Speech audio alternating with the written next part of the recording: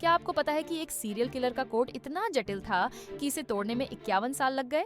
1960 के दशक में एक रहस्यमय हत्यारे ने कैलिफोर्निया को दहशत में डाल दिया था।